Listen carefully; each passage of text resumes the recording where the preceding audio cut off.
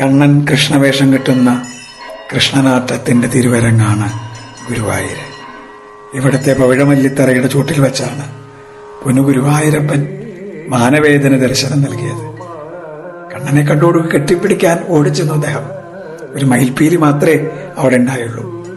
ആ മയിൽപ്പീലിക്ക് മാനവേദനോട് ഒരുപാട് കഥകൾ പറഞ്ഞു കൊടുക്കാണ്ടായിണ്ടാവും.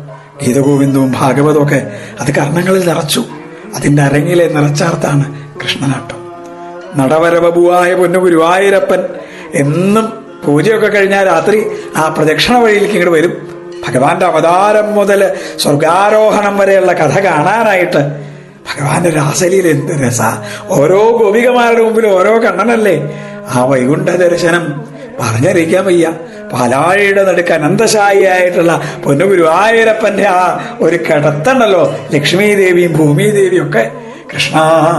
കൃഷ്ണനാട്ടം ആനന്ദസാഗരം ഗുരുവായൂരപ്പ.